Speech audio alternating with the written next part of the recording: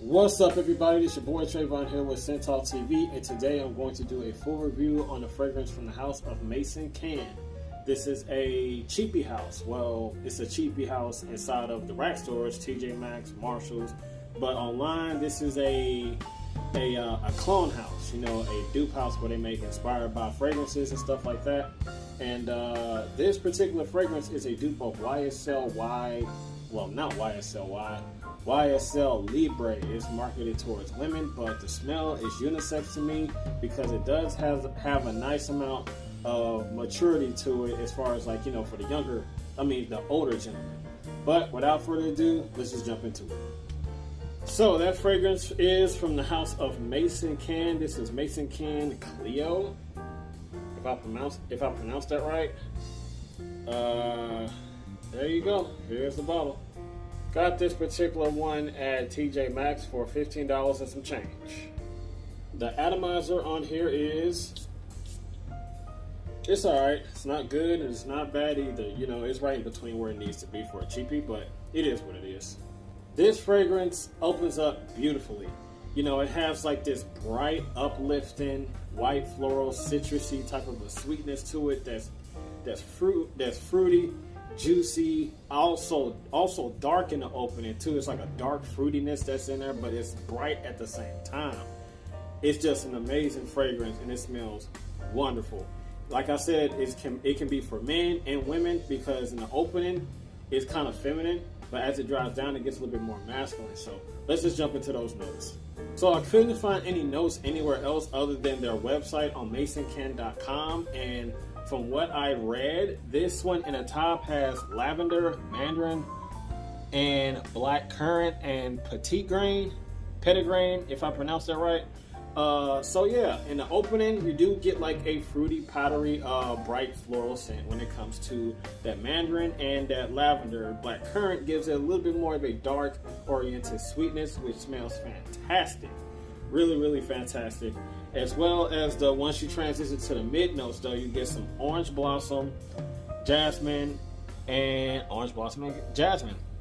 So what you do get once you transition into the mid, it does get a little bit more brighter. It gets a little bit more citrusy and fruity, because that jasmine and that orange blossom is like a floral note that's kind of feminine, but it's bright, uplifting, and it smells wonderful. Once you get into the base, you get some Madagascar vanilla, musk, cedar, and some ambergris. Now, the cedar and the ambergris is what makes it a little bit more masculine. That's what balances out that floralness, makes it a little bit more unisex. Makes it a little bit more a mature animalic for the older gentleman to appreciate. It's not that much of a aggressive animalic note on top of all the other notes that's like bright, fruity, and fresh. But it does balance it out, making it a little bit more unisex for men. Once you hit that cedar wood though, you get like a nice little dense spice from that cedar wood, like a woody spice, and the vanilla smooths everything out, making it a little bit more sweet and creamy, and make the fragrance smell even more awesome. So overall, I just get this bright, fresh, citrusy, fruity scent with a little bit of a animalic undertone. Woodsy animalic undertone that smells great and is more suited for men and women. Like I said, in the opening to the mid, it's a little bit more feminine, and once it dries down, it gets a little bit more masculine for the men. So I really do like this fragrance. I dig it. But I did smell YSL Libre, which is marketed for women, like years ago, like a while ago, and I did appreciate that fragrance. It smells really, really nice. So yeah, if you're looking for a dupe or a clone of that and don't want to break the bank, you can find this $15 and some change, and it will work out nicely on you. The performance on here wasn't bad. It wasn't a beast, and it wasn't no slouch either. I got a good average, 5 to 6 hours out of this bad boy. If you want more longevity and a little bit more performance, a little bit more projection and all that, over spray, obviously. So the projection was good within an hour, then set close to the skin. Not like a intimate type of a scent, but it does have a nice little scent bubble around you that's not suffocating or anything like that. Give me the total longevity of 5 to 6 hours. So the performance on here is quite nice. It's not bad. It's not a beast. It's not a slouch either. It's right where it needs to be for $15. Age group on this. You can, I think it's, I say middle age on up because it has that ambergris and cedarwood that makes it a little bit more too, grown up. Too grown up, but not like a old, outdated type of a grown up. It's just not something that I feel like, younger women or younger men would reach for as much. But, I think this would be more suited for middle age on up. If you are a younger gentleman or a younger woman that likes this, wear it. Doesn't matter. Specifically though, middle age on up with this one. Now the seasons to rock this. Well, according to their website, it says that you can wear this fall, winter, and spring. Now, I would say that you can rock this in the summertime because it does have a nice amount of floralness to it, but the vanilla is kind of like a little bit, it's not dense, it's not heavy with the vanilla, it's a little bit lighter. You got a little bit more of a bright and fresh floral fruity accord than anything else. But it's just that base makes it a little bit more heavy on your skin. And it's not cloying in a high heat, so I would say you can wear this in the summertime. I mean, I think when I tested it out, it wasn't cloying at all. It pushes out, make the fragrance push on your skin a little bit more better. But I'll say you can rock this in the summertime, at least at summertime in the nighttime. Summertime at night when it's a little bit cooler. But if you want to wear it all year round, wear it all year round. Don't matter. So up next from Maison Can, we have Maison Can Atticus. Same style bottle, but it's black and gold, obviously, as you can see. I really do like this bottle out of the other ones. Because it's just something about that black gold vibe that I like so much, but I really dig how this bottle looks. This fragrance I also got from TJ Maxx for $15 and some change. Atomizer on here is a little bit nicer than the other one. For some reason, the other bottle was not pushing it for me as far as like the atomizer, but this was a lot better for some odd reason. I don't know. So this fragrance here is a clone of Tom Ford's Ombre Leather. Yet again, another dupe of this. I really do dig Tom Ford's Ombre Leather, but I'm seeing a lot more clones of this, of Tom Ford's Ombre Leather, a lot now. But for $15 and some change, this is not a bad dupe.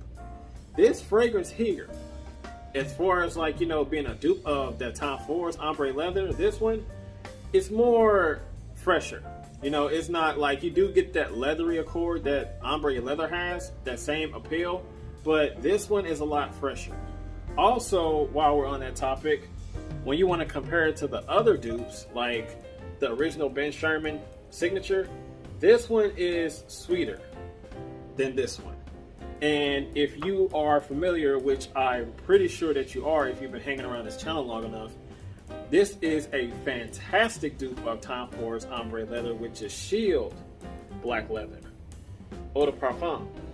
This one is, compared to the two that I've just shown you, this one here is a little bit more woodsy. Slight synthetic vibe, but ever so slight, but you don't get that type of a vibe from it as much, thankfully, but just really, really, really small hint. But this one, woodier, this was a little bit more fresher than the other two. But let's just jump into those notes. So, in the top, you get some cardamom. And that's all you get is cardamom. Yeah, you do get that dry, fruity-oriented type of a sweet spice from that cardamom. For the cardamom, that smells really, really good. Once you transition into the mid notes, you get some jasmine, some sambac, if I pronounced that correctly, and some leather. Now, that jasmine is what gives it like that fresh brightness that I get from out of here. That smells really, really good, and that leather creeps in quite fast, really, really fast. The leather in here obviously is the dominant note, but underneath all that leather, you do get like a little bit of like a fresh oriented like brightness and floralness when it comes to this fragrance once you hit the mid from the top. But once you get into the base, amber, patchouli, and moss. Moss gives it like a bitter, inky type of a forest, earthy touch. And that's what makes this fragrance a little bit fresher, earthy with that jasmine. So with the patchouli, dark, sweet, mysterious type of earthy touch that comes from that patchouli. and the amber warms it up quite nicely. Overall, a little bit more of a fresh type of an oriented leather when it comes to the other dupes, and as well as the original Tom Ford's ombre leather. So this one is a little bit more of a fresher take from Tom Ford's ombre leather. Still has that appeal of Tom Ford's ombre leather, but this one is a little bit more fresher, which I do dig. So $15 and some change for this dupe of Tom Ford's ombre leather, it's not bad. It's not bad at all. But it takes a little bit of a knock though. The performance with this one is not good. It's not what I expected to be. It's not what I expected to be. It's not where I wanted to be as far as like being a weak dupe. But it is what it is because I got sheer black leather, which sheer black leather compared to this one and the Ben Sherman, sheer black leather is very, very dominant performance when compared to those two. But this one is a little bit on the softer side, a little on the soft, intimate side of Tom Ford's ombre leather. But it has its purpose. You know, if you want to be Tom Ford's ombre leather oriented for that day, you want to smell like that fragrance, but you don't want to be too loud going on a date somewhere casually. Hey, you don't want to wear the good stuff like Shield black leather or the original Tom Ford's ombre leather. This would be a good one for you. If you don't want to wear the good stuff, you just want to make a quick move, but you want to smell like leather, this is it right here. So the performance, the projection was not too good. You know, it was like 35 minutes to an hour set close to the skin. Total longevity was a good 4 to 5 hours. And that's all that I got. You know, even if I were in the high heat, that's all that I got, or less. So it takes a little bit of a knock when it comes to performance, but it is what it is. Age group, I would say middle age on up. And also I think that, you know, the younger guys can appreciate this quite a bit because, you know, even though it has like, you know, like a earthy type of a touch to it that's like a mossy, bitter, inky forest type of a smell, which is not too noticeable. I think younger guys can appreciate this if they like it. If you like it, wear it, doesn't matter. But specifically, I will say middle age on up with this one. Seasons for this, I will say spring, fall, and winter time. If you wear this in the summertime and you sweat, this is not going to last on you at all. You know, I will say if you want to wear this in the summertime, I'll say summer nights.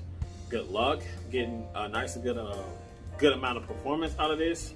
If you can find Ben Sherman or Shield black leather, I would go with those. But if you still like this one, I'll say, you know, like I always say, somewhere casually, quick move if you don't want to wear the good stuff. But I digress. So seasons is spring, fall, and wintertime. Maison Ken is really doing a good job with these inspired by fragrances that they have, and based on the price that they're selling it for on their website, I think it's like, you know, $50, $60. I think it's a little bit too steep. But to some of them, because some of those Maison Ken fragrances does perform quite nicely. But why would you want to spend $50 to $60 when you can get it for $15 at rack stores? So I digress again. Yeah, these are some bangers. If I were to choose between these two, I would choose this one, not this one. Why? Because I already have two dupes as well as the original Tom Ford's ombre leather.